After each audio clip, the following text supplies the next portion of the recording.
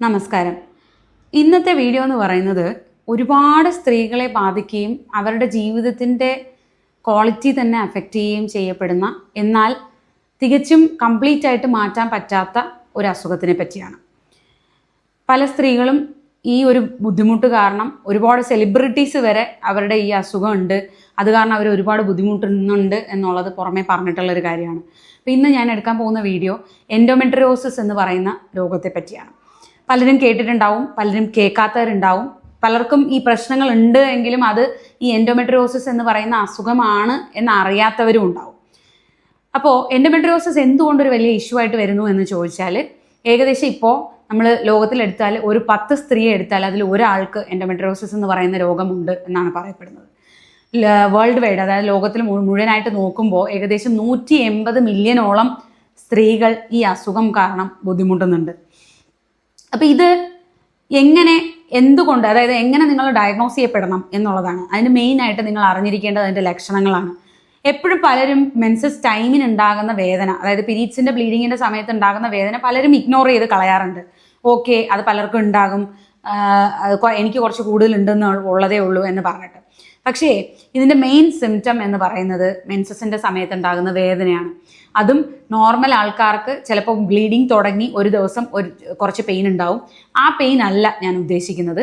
അത് നോർമൽ ഒരു spasmodic dysmenorrhoea എന്ന് പറയുന്ന, അതായത് മെൻസസ് സമയത്ത് ആയി വരുമ്പോൾ ബ്ലീഡിങ് താഴേക്ക് വരുമ്പോൾ ഉണ്ടാകുന്ന വേദന അതല്ല. ഈ പെയിനിൻ്റെ പ്രത്യേകത എന്താണെന്ന് ചോദിച്ചു കഴിഞ്ഞാൽ, പീരീഡ്സിൻ്റെ ബ്ലീഡിങ് തുടങ്ങുന്നതിന് മുന്നേ തന്നെ ഇവർക്ക് വേദന സ്റ്റാർട്ട് ചെയ്യും. പീരീഡ്സ് ആയി കഴിഞ്ഞാലും വേദന ഉണ്ടാകും. അത് കഴിഞ്ഞ് ബ്ലീഡിങ് ഉള്ള കാലം അത്രയും ബ്ലീഡിങ് കണ്ടിന്യൂസ് ആയിട്ടുണ്ടാകും, പെയിൻ കണ്ടിന്യൂസ് ആയിട്ടുണ്ടാകും. അത് കഴിഞ്ഞ് ചിലർക്ക് മാറും. ചിലർക്ക് എന്ന് പറഞ്ഞു കഴിഞ്ഞാൽ ഒരു ദിവസം പോലും ഈ വേദന ഇല്ലാത്ത ദിവസം ഉണ്ടാവില്ല. ചിലർക്ക് പീരീഡ്സിൻ്റെ ഒരു 3 ദിവസമായിരിക്കും ഈ പെയിൻ ഉണ്ടാകുക. അപ്പോൾ ഇതിനോടൊപ്പം തന്നെ അമിതമായ ബ്ലീഡിങ് ഉണ്ടാകുക പലർക്കും ഉണ്ടാകുന്നുണ്ട്. ചിലർക്ക് ബ്ലീഡിങ് ഉണ്ടാവില്ല, ചിലർക്ക് പെയിൻ മാത്രമേ ഉണ്ടാവുള്ളൂ എന്നുള്ളതാണ്. ഇതിൻ്റെ പുറമെ അവർക്ക് മോഷൻ പോകുമ്പോൾ, അതായത് ടോയ്ലറ്റിൽ പോകുമ്പോൾ ഭയങ്കരമായ വേദനയായിട്ട് വരുന്നവരുണ്ട്. ബന്ധപ്പെടുമ്പോൾ ഭയങ്കരമായ വേദനയായിട്ട് വരുന്നവരുണ്ട്. വയറിൽ മുഴ പോലെ, വയറിൽ എന്തോ ഒരു കട്ടി പോലെ ഉണ്ട് എന്ന് പറഞ്ഞ് വരുന്നവരുണ്ട്. അത് ഓവറിയൻ സിസ്റ്റുകളാവാം. അതോടൊപ്പം തന്നെ ഇൻഫെർട്ടിലിറ്റി അഥവാ വന്ധ്യതയായിട്ട് വരുന്നവരുണ്ട്. വന്ധ്യതയായിട്ട് വരുന്നവരെ നമ്മൾ പലപ്പോഴും ഇവാലുവേറ്റ് ചെയ്ത് ഡയഗ്നോസ് ചെയ്ത് വരുമ്പോൾ പലർക്കും ഈ കാരണം എന്ന് പറയുന്നത് എൻഡോമെട്രിയോസിസ് എന്ന് പറയുന്ന രോഗമായിരിക്കും. PCOD കഴിഞ്ഞാൽ വളരെയധികം വന്ധ്യത ഉണ്ടാക്കുന്ന അല്ലെങ്കിൽ ഇൻഫെർട്ടിലിറ്റി ഉണ്ടാക്കുന്ന ഒരു കണ്ടീഷനാണ് എൻഡോമെട്രിയോസിസ്. അപ്പോൾ ഇത് ഞാൻ പറഞ്ഞു, ഇത് പലരും എപ്പോഴും ചോദിക്കുന്ന കാര്യം എന്ന് പറയുന്നത് എന്തുകൊണ്ട് എനിക്കിത് വരുന്നു എന്നുള്ളതാണ്.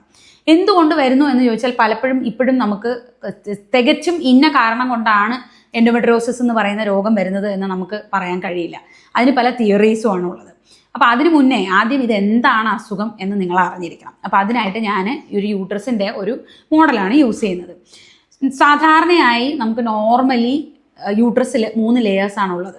അതിലേറ്റവും ഉൾഭാഗത്ത് ഉണ്ടാകുന്ന യൂട്രസിൻ്റെ ലെയറിനെയാണ് നമുക്ക് എൻഡോമെട്രിയൽ ലെയർ എന്ന് പറയുക. അതായത് എൻഡോമെട്രിയൽ കോശങ്ങൾ ഇതിനുള്ളിലാണ് ഇരിക്കുക. അപ്പോൾ എന്ത് സംഭവിക്കുമെന്ന് വെച്ചാൽ, എന്തിനാണ് യൂട്രസ് ഓരോ മാസവും നമുക്ക് മെൻസ്ട്രൽ ബ്ലീഡിങ് ഉണ്ടാക്കുന്നത് എന്ന് ചോദിച്ചാൽ, ഓരോ മാസവും അണ്ടം പൊട്ടിക്കഴിഞ്ഞ് കഴിഞ്ഞാൽ നമ്മുടെ യൂട്രസ് പ്രഗ്നൻസി ആവാൻ വേണ്ടി പ്രിപ്പയർ ചെയ്യും. ഈ പ്രഗ്നൻസി ആവാൻ വേണ്ടി പ്രിപ്പയർ ചെയ്യുന്നതിൻ്റെ ഭാഗമായി ഈ ഉള്ളിലുണ്ടാകുന്ന എൻഡോമെട്രിയൽ ലൈനിങ്ങിൻ്റെ കട്ടി കൂടും. എന്തിനു വേണ്ടി? ഭ്രൂണം ആയിക്കഴിഞ്ഞ് കഴിഞ്ഞാൽ ഭ്രൂണം അവിടെ വന്ന് ഒട്ടിപ്പിടിച്ച് അതിനാവശ്യമുള്ള വളർച്ച കിട്ടാൻ വേണ്ടിയിട്ട്.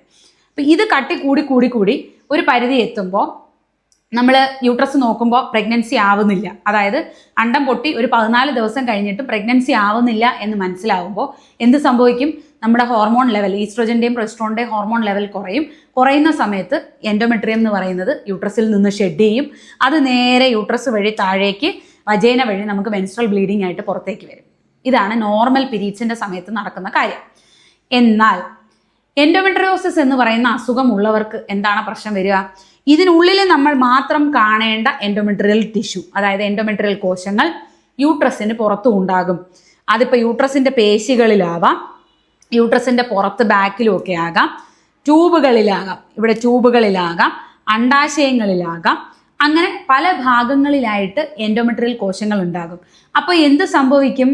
ഈ എൻഡോമെട്രിയൽ കോശങ്ങൾ ഓരോ മാസവും പീരീഡ്സ് ആവുന്ന സമയത്ത് ഉള്ളിൽ നിന്നും പുറത്തേക്ക് ബ്ലീഡിങ് ഉണ്ടാകുന്നതോടൊപ്പം തന്നെ ഈ കോശങ്ങൾ ഇരിക്കുന്ന സ്ഥലങ്ങളിലെല്ലാം ബ്ലീഡിങ് ഉണ്ടാകും. ഈ ബ്ലീഡിങ്ങിന് പുറത്തേക്ക് പോകാനുള്ള സ്ഥലമില്ല. ഉള്ളിൽ നിന്നാകുമ്പോൾ പുറത്തേക്ക് പോകാനുള്ള സ്ഥലമുണ്ട്, ഇതിന് പുറത്തേക്ക് പോകാനുള്ള സ്ഥലമില്ല. അപ്പോൾ എന്ത് സംഭവിക്കും? അണ്ടാശയങ്ങളിലാണെന്നുണ്ടെങ്കിൽ അത് അവിടെ തന്നെ കെട്ടി നിന്ന് സിസ്റ്റുകൾ, ചോക്ലേറ്റ് സിസ്റ്റുകളായിട്ട് മാറും. അതായത് രക്തം കെട്ടിക്കിടക്കുന്ന, പഴകിയ രക്തം കെട്ടിക്കിടക്കുന്ന സിസ്റ്റുകളായിട്ട് മാറും. ഇപ്പം ട്യൂബുകളിലാണെന്നുണ്ടെങ്കിൽ അത് ബ്ലഡായി അവിടെ തന്നെ നിന്നിട്ട് അത് പതിയെ കുറച്ച് കഴിയുമ്പോൾ ഉണങ്ങും. യൂട്രസിന്റെ ബാക്കിലാണെങ്കിലും അങ്ങനെ തന്നെ. അപ്പം ഇങ്ങനെ വരുമ്പോൾ എന്ത് സംഭവിക്കും? ഒരു സ്ഥലത്ത് ബ്ലഡ് ഇരുന്ന് പറ്റിയിരുന്ന് അത് ഉണങ്ങുമ്പോൾ അതിന് ചുറ്റുമുള്ള അവയവങ്ങൾ അതുമായി വന്ന് ഒട്ടിപ്പിടിക്കാം. അത് കാരണം അണ്ടാശയങ്ങളും ട്യൂബുകളും എല്ലാം യൂട്രസിന്റെ ബാക്കുമായിട്ട് ഒട്ടിപ്പിടിക്കാനും അണ്ടാശയങ്ങൾ തമ്മിൽ ഒട്ടിപ്പിടിക്കാനും ട്യൂബുകൾ തമ്മിൽ ഒട്ടിപ്പിടിക്കാനുമുള്ള സാധ്യത കൂടുതലാണ്. ഇതോടൊപ്പം തന്നെ ഇതിന് ചുറ്റും കുടലുണ്ട്. അപ്പോൾ ഈ കുടലും ഇതുമായിട്ട് വന്ന് ഒട്ടിപ്പിടിക്കാനുള്ള സാധ്യത കൂടുതലാണ്. അതുകൊണ്ട് തന്നെ ഈ വേദനകൾ ഏറ്റവും കൂടുതൽ ഉണ്ടാകുന്നത് ഈ അഡ്ഹഷൻസ് കാരണമാണ്, അഥവാ ഒട്ടിപ്പിടിക്കലുകൾ കാരണമാണ്. ഇവർക്ക് മോശം പോകുമ്പോൾ ഉണ്ടാകുന്ന വേദനയും അല്ലാതെ പീരീഡ്സ് ടൈമിൽ ഉണ്ടാകുന്ന വേദനയും ബന്ധപ്പെടുമ്പോൾ ഉണ്ടാകുന്ന വേദനയും എല്ലാം ഈ ഒട്ടിപ്പിടിക്കലുകൾ കാരണം ഉണ്ടാകുന്ന പ്രശ്നങ്ങളാണ്. ഇതാണ് ബേസിക് എൻഡോമെട്രിയോസിസ് എന്ന് പറയുന്ന സംഭവം. അപ്പോൾ അത് കാരണം എന്ത് സംഭവിക്കും? യൂട്രസ്, ഓവറി രണ്ടും വന്ന് യൂട്രസിന്റെ ബാക്കിൽ രണ്ടും ഒട്ടിപ്പിടിച്ചിരിക്കും. അതിനെ നമ്മൾ കിസ്സിങ് ഓവറീസ് എന്നാണ് പറയുക. ട്യൂബുകൾ വന്ന് യൂട്രസിന്റെ ബാക്കുമായിട്ട് ഒട്ടിപ്പിടിച്ചിരിക്കും. അത് കാരണം എന്ത് സംഭവിക്കും? അണ്ടാശയങ്ങളിൽ നിന്നും അണ്ടം പുറത്തേക്ക് വരുമ്പോൾ അത് ട്യൂബുകൾ വഴി ഉള്ളിലേക്ക് കയറിയാലാണ് താഴേന്ന് വരുന്ന സ്പേമുമായിട്ട് യോജിച്ച് ഭ്രൂണമായി മാറുക. അപ്പം ഇത് കറക്റ്റ് പൊസിഷനിലല്ലാത്തത് കൊണ്ട് പുറത്തേക്ക് വരുന്ന അണ്ടാശയം ട്യൂബുകളിലേക്ക് കയറാതെ വരികയും അത് കാരണം വന്ധ്യത ഉണ്ടാക്കുകയും ചെയ്യും. അതിന് പുറമെ എന്ത് കാരണം ഉണ്ടാകാം? ട്യൂബുകൾ ഒട്ടലുകളായിട്ട് ഇരിക്കുന്നത് കൊണ്ട് ട്യൂബുകളിൽ ബ്ലോക്ക് വരാനും അത് കാരണം വന്ധ്യത വരാനും സാധ്യതയുണ്ട്. അതോടൊപ്പം തന്നെ ഓവറിയിൽ ഉണ്ടാകുന്ന സിസ്റ്റുകൾ ഓവറിയിലെ അണ്ടാശയങ്ങളിലെ അണ്ടങ്ങളെ നശിപ്പിക്കുകയും ചെയ്യും. അപ്പം ഇതൊക്കെയാണ് ബേസിക് ആയിട്ട് എൻഡോമെട്രിയോസിസിൽ എന്തുകൊണ്ട് വന്ധ്യത വരുന്നു എന്നുള്ളതിൻ്റെ കാരണം. അതിൻ്റെ പെയിനിൻ്റെ കാരണവും ഞാൻ പറഞ്ഞു. അപ്പോൾ എന്തുകൊണ്ട് ഇതുണ്ടാകുന്നു എന്നുള്ളത് പലരും ചോദിക്കുമ്പോൾ അതിൽ ഫസ്റ്റ് റീസൺ പറയുന്നത് നോർമലി നമുക്ക് പീരീഡ്സിൻ്റെ ബ്ലീഡിങ് വരുമ്പോൾ ഉള്ളിൽ നിന്നും പുറത്തേക്കാണ് വരിക. ചില സമയങ്ങളിൽ എന്ത് സംഭവിക്കാം? ഈ ഉള്ള ബ്ലീഡിങ്, ഉള്ളിൽ നിന്ന് വരുന്ന ബ്ലീഡിങ് പുറത്തേക്ക് മാത്രം പോകാതെ ഈ ട്യൂബുകൾ വഴി പുറത്തേക്ക്, അതായത് പെരിട്ടോണിയൽ ക്യാവിറ്റിയിലേക്ക്, നമ്മുടെ വയറിനുള്ളിലേക്ക് പോകാനുള്ള സാധ്യതയുണ്ട്. ഇത് പോകുന്നത് വഴി ബ്ലഡിനോടൊപ്പം തന്നെ എൻഡോമെട്രിയൽ കോശങ്ങളും പല ഭാഗത്തായിട്ട് ഡെപ്പോസിറ്റഡ് ആവാം. അങ്ങനെ വരുന്നതാണ് എൻഡോമെട്രിയോസിസ് ആയി കൺവേർട്ട് ചെയ്യപ്പെടുന്നത് എന്ന് പറയുന്നുണ്ട്. അതാണ് മോസ്റ്റ്ലി അക്സെപ്റ്റഡ് ആയിട്ട് പറയുന്ന തിയറി എന്ന് പറയുന്നത്. രണ്ടാമത് പറയുന്ന ജനറ്റിക് ഫാക്ടേഴ്സ് ആണ്. കാരണം ഫാമിലിയിൽ ഒരുപാട് നമ്മൾ എൻഡോമെട്രിയോസിസ് കണ്ടുവരുന്നുണ്ട് എന്നുള്ളത് തന്നെ. അപ്പോൾ എങ്ങനെ ഇത് ഡയഗ്നോസ് ചെയ്യണം എന്ന് പലരും ചോദിക്കാം. പലപ്പോഴും ഇതിൻ്റെ കണ്ടുപിടിക്കൽ അല്ലെങ്കിൽ ഡയഗ്നോസിസ് എന്ന് പറയുന്നത് വളരെ ലേറ്റ് ആവാറുണ്ട്. എന്തുകൊണ്ടാണെന്ന് ചോദിച്ചു കഴിഞ്ഞാൽ ഇനിഷ്യലിയൊക്കെ സ്കാൻ ചെയ്യുമ്പോൾ നമുക്ക് ഈ ചെറിയ ചെറിയ രക്തക്കട്ടകളോ അല്ലെങ്കിൽ ചെറിയ ചെറിയ ബ്ലഡ് ക്ലോട്ട്സോ ഒന്നും നമുക്ക് കണ്ടാൽ മനസ്സിലാവില്ല. ഇതൊക്കെ കുറച്ച് പ്രോഗ്രസ് ആയി കുറച്ച് നാളുകൾ കഴിയുമ്പോഴാണ് അണ്ടാശയങ്ങളിൽ സിസ്റ്റ് ആവുന്നതും അണ്ടാശയങ്ങൾ വന്ന് യൂട്രസിൻ്റെ ബാക്കിൽ ഒട്ടിപ്പിടിക്കുന്നതൊക്കെ. അപ്പോഴായിരിക്കും നമുക്ക് ഓക്കെ ഇത് എൻഡോമെട്രിയോസിസ് ആണ് എന്ന് സ്കാൻ വഴി കണ്ടുപിടിക്കാൻ പറ്റുക. അപ്പോൾ ശരിക്കും എങ്ങനെയാണ് കൃത്യമായി ഇത് ഡയഗ്നോസ് ചെയ്യേണ്ടത്?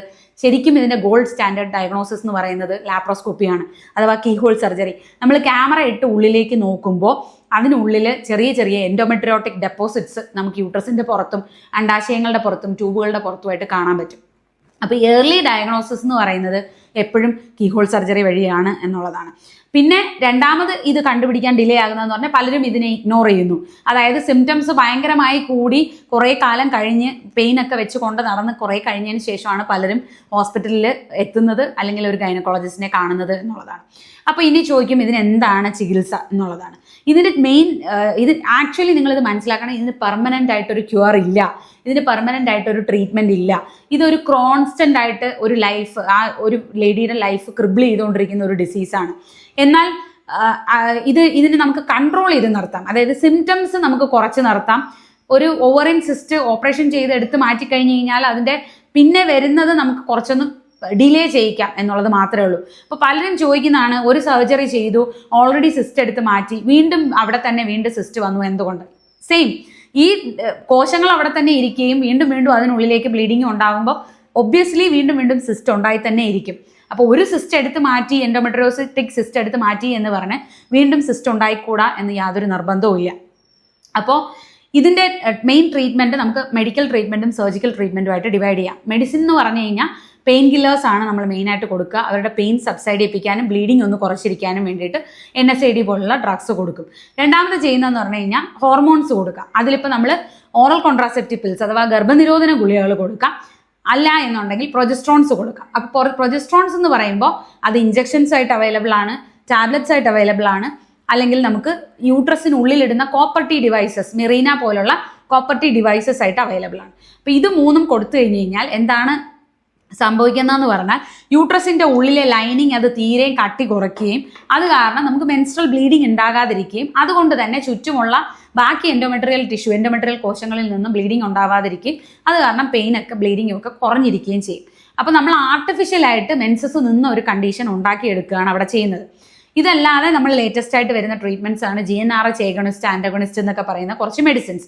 അതും ഇതേ സാധനം തന്നെയാണ് ചെയ്യുന്നത്. അതായത് നമ്മുടെ തലച്ചോറിൽ നിന്ന് വരുന്ന FSH LH എന്ന് പറയുന്ന ഹോർമോണുകളെ കൺട്രോൾ ചെയ്ത് ഈസ്ട്രജൻ ലെവൽ, ഹോർമോണിന്റെ ലെവൽ കുറച്ചിട്ട് നമുക്ക് ആർട്ടിഫിഷ്യലായിട്ട് മെൻസസ് നിന്നു പോലെയുള്ള ഒരു സ്റ്റേജ് ഉണ്ടാക്കിയെടുക്കുകയും അത് കാരണം പെയിനിൽ നിന്നും ഒരു റിലീഫ് കിട്ടുകയും ചെയ്യുന്നതാണ്. ഇനി എപ്പോഴാണ് ഇത് സർജറി ചെയ്യുന്നത്? സർജറി എപ്പോഴും ചെയ്യുന്നത് ഒന്നുകിൽ മെഡിക്കൽ ട്രീറ്റ്മെന്റ് ഫെയിൽ ചെയ്തു, അല്ലെങ്കിൽ ഭയങ്കരമായ വേദന പേഷ്യൻറ്റിനുണ്ട് എന്നുണ്ടെങ്കിൽ, അല്ലാന്നുണ്ടെങ്കിൽ വലിയ ചോക്ലേറ്റ് സിസ്റ്റുകൾ ഉണ്ട് എന്നുണ്ടെങ്കിൽ അത് ഒബ്വിയസ്ലി നമുക്ക് അത് എടുത്ത് മാറ്റുക തന്നെ വേണം. പിന്നെ വരുന്നത് വന്ധ്യതയുടെ ഭാഗമായിട്ട് പേഷ്യൻ്റ് ട്രീറ്റ്മെന്റിന് വരുമ്പോഴാണ്. അപ്പോൾ ആ വന്ധ്യതയുടെ ഭാഗമായിട്ട് വരുമ്പോൾ നമുക്ക് എന്ത് ചെയ്യാം?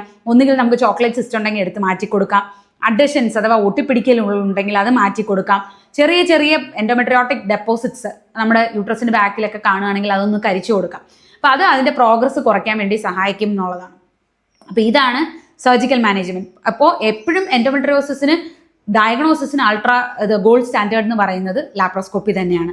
ഇനി പലരും ഇത് ചോദിക്കും, ഇതൊരു ഡേഞ്ചറസ് ആയിട്ടുള്ള ഡിസീസാണോ? ശരിക്കും ചോദിച്ചു കഴിഞ്ഞാൽ ഇത് ഡേഞ്ചറസ് ആയിട്ടുള്ള ഒരു ഡിസീസ് അല്ല. പക്ഷെ ആ വേദന അനുഭവിക്കുന്ന ആ സ്ത്രീയുടെ അടുത്ത് ചോദിച്ചു കഴിഞ്ഞാൽ അതുപോലെ ഒരു വേറൊരു ബുദ്ധിമുട്ട് ആ സ്ത്രീക്ക് ഉണ്ടാവില്ല. കാരണം എല്ലാ മാസവും, ചിലപ്പോൾ മാസത്തിൽ ത്രൂ ഔട്ട് എല്ലാ ദിവസവും അവർക്ക് ആ വേദന അനുഭവിക്കേണ്ടി വരും, ബ്ലീഡിങ് അനുഭവിക്കേണ്ടി വരും. അവരുടെ ജീവിതത്തെ, ദൈനംദിന ജീവിതത്തെ അത് ബാധിക്കുന്നുണ്ടാവും, അവരുടെ വർക്കിനെ അത് ബാധിക്കുന്നുണ്ടാവും. അതൊരു കോൺസ്റ്റന്റ് ആയിട്ടുള്ള ഒരു ക്രിബ്ലിംഗ് ആയിട്ടുള്ള ഒരു ഡിസീസ് തന്നെയാണ്. പിന്നെ പലരും ചോദിക്കുന്നത് ഇതിനകത്ത് ക്യാൻസർ ഡെവലപ്പ് ചെയ്യാൻ സാധ്യതയുണ്ടോ? യെസ്, ഒരു 0.2 to 1.6% എൻഡോമെട്രിയോട്ടിക് സിസ്റ്റ് അങ്ങനെ ഇരുന്ന് കഴിഞ്ഞാൽ അതിനകത്ത് ഓവറിയൻ ക്യാൻസർ വരാനുള്ള റെയർ ആയിട്ടുള്ള ഒരു ചാൻസ് ഉണ്ട് എന്നുള്ളതാണ്.